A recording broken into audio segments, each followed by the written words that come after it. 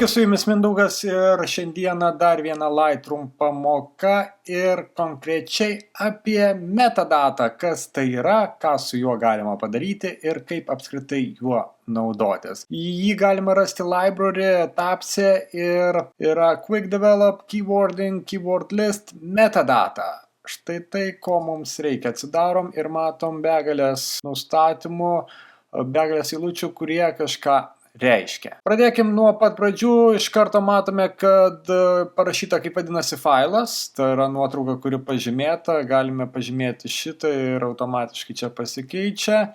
Taip pat copy name galima pridėti. Folderis, kur tai yra. Metadata status up to date. Ok. Ir čia prasideda eilutės, kurias mes galime pildyti. Title, tai yra kaip mes pavadinsime šitą nuotrauką ir kaip ji išsisaugos. Mes galime rašyti Norway Waterfall. Ir šitas pavadinimas, jis išsisaugos toje nuotraukoje ir jeigu atidarinėsit su kokia programa, nueisit į File Info, iš karto matysit, kad tai yra Norway Waterfall. Caption mes trumpai galime aprašyti, kas čia buvo fotografuota, kur, jeigu yra kažkokia konkreti vieta, kurią jūs atsimenate, ar kitos pastabos, kurias norite įsirašyti, galite dėti captioną ir jis taip pat išsisaugos. Copyrightas yra vieta, kur įsirašai autorių. Tai yra, kas yra autorius. Mes galime įsirašyti tai, kas buvo.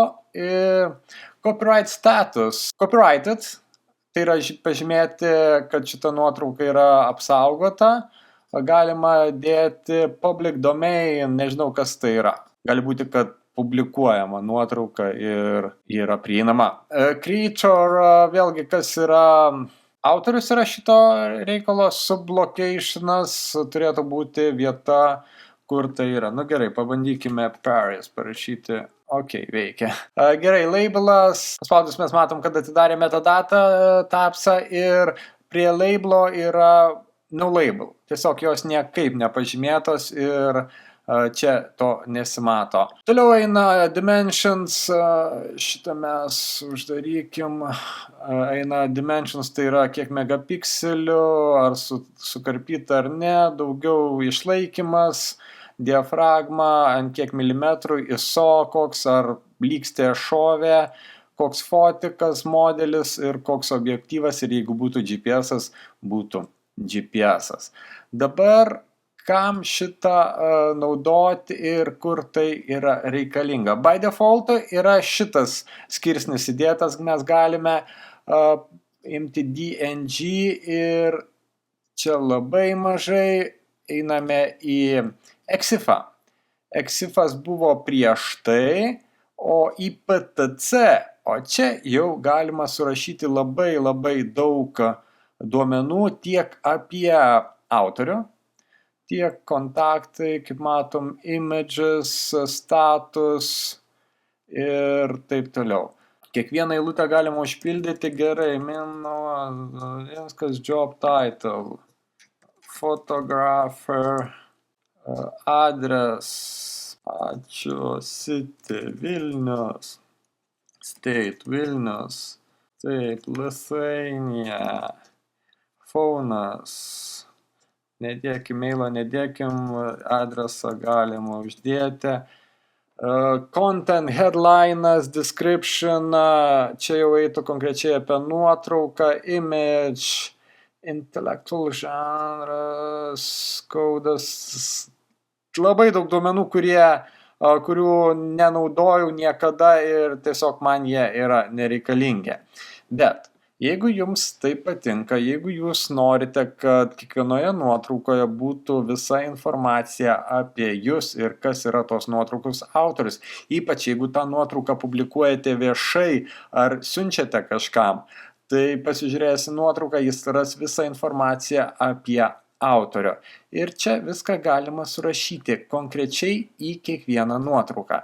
Bet ką daryti, jeigu nenorit taip vienas paskui kitą pildyti ir taip gaišti laiko? Tam puikiai tinka presetai. Ir čia galėjome edit presets, eiti čia. Ir čia yra lygiai tie patys tapsai ir ta pati informacija, kurią mes įvedinėjom prieš tai. Ir galima kiekvieną užpildyti.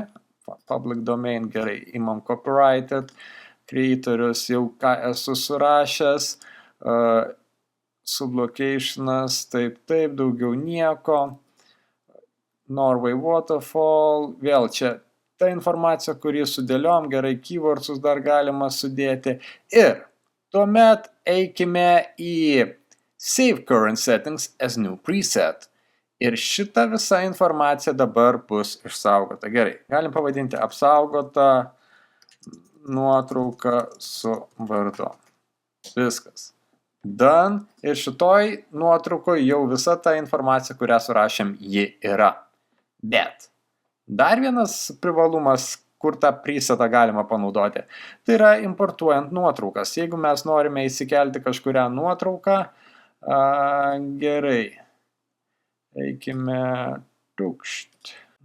čia ir tarkim, yra visi šitie failai ir mes galime, gerai, nuimkime uncheck all ir pažymėkime tiesiog šitos du, kurie įsikels ir mes galime metadatoj paimti apsaugotą nuotrauką su vardu. Ir į tas dvi nuotraukas arba į visas, kur jūs kelsite, ką jūs įkelsite, jau automatiškai bus įrašyta šita informacija. Tai šitos dvi nuotraukos įsikels, mes galime jas įkelti labai greitai. No photo or video found. Gerai, pabandom dar kartelį, kas čia nepavyko. Nu gerai. Ir pabandom. Importas. Įsikėlė šitą nuotrauką ir dabar mes einame į Exifą. Žiūrim taip, bet mums aktualiau yra IPTC, atrodo čia. Taip. Ir matote, visa ta informacija, kuri buvo anoje nuotraukoje, yra šitoje nuotraukoje.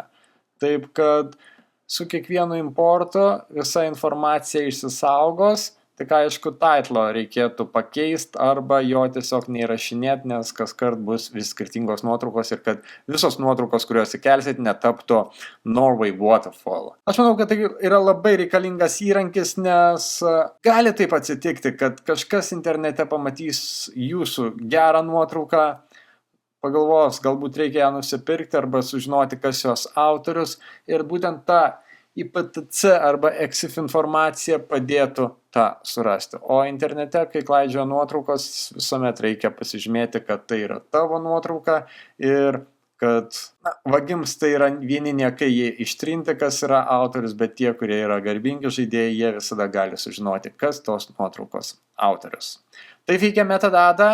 Kaip matot, iš pat pradžių reikia susikurti tai, kas tau yra svarbiausia, ką tu nori saugoti kiekvieną nuotrauką, o po to tiesiog 2 paspaudimai ir ta informacija automatiškai išsisaugoja kiekvienoje nuotraukoje. Tiek buvo šiandieną, ačiū, kad žiūrėjot, susitiksim rytoj.